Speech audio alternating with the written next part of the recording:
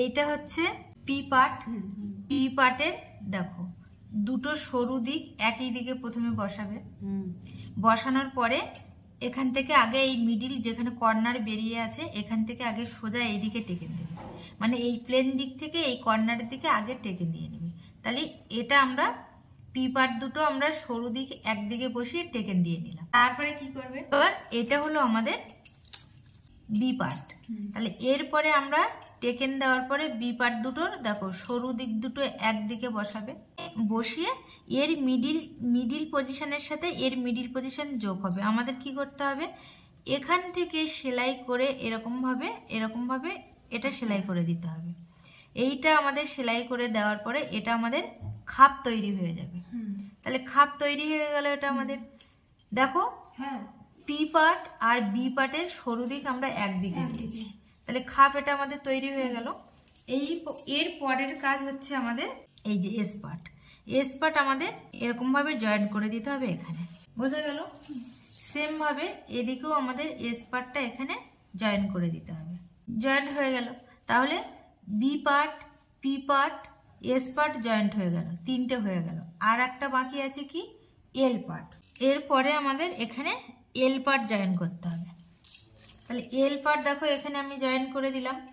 এল পার্টের আমরা কি করলাম, এল পার্টের দেখো চওড়া দিকটা এই দিকে দিতে হবে।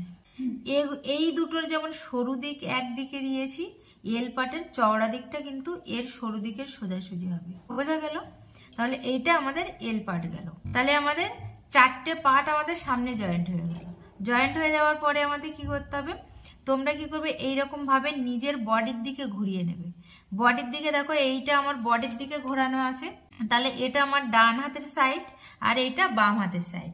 ডান হাতের সাইডে আমরা এরকম ভাবে হুকটা লাগিয়ে নিই, তাহলে হুক পট্টি আমাদের এইটাই বসাতে হবে।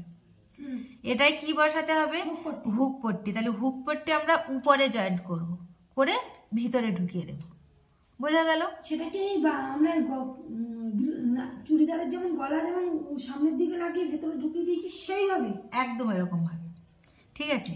তারপরে এটা হলো আমাদের বাম সাইড। বাম সাইডে কি করব, আমরা ভিতরের দিকে পট্টিটা বসাবো, বসিয়ে আমরা উপরে তুলে দেব। হুক পট্টি যতটা চওড়া নেব, ধরো হুক পট্টি আমরা 1.5 ইঞ্চি চওড়া নেব, আর ঘাট পট্টি আমরা 2 ইঞ্চি চওড়া নেব, মানে হুক পট্টির থেকে ঘাট পট্টিটা বেশি চওড়া নেব। তাহলে এখানে আমাদের পুরো সামনের পার্ট কমপ্লিট হয়ে গেল। এবার এরপরে তোমরা এখানে নিচে ডাউনের পট্টিটা বসিয়ে নিতে পারো, দুই পাশে বসিয়ে নেওয়ার পরে আমাদের সামনের পার্ট পুরো কমপ্লিট। তারপরে আমাদের কি করতে হবে, পিছনের পার্টে টেকেন দিতে হবে দুটো পিছন দিকে। দুই সাইড ওই যে আমরা 3 ইঞ্চি বাদ দিলাম, 4 ইঞ্চি উপরের দিকে যে টেকেন, সেই টেকেনটা আমাদের দিয়ে নিতে হবে। নিয়ে আমাদের পিছনের পার্ট আর সামনের পার্টের কাঁধ জয়েন করতে হবে, করে পিছনের পার্টে ডাউনের পট্টি বসাতে হবে, ঠিক আছে?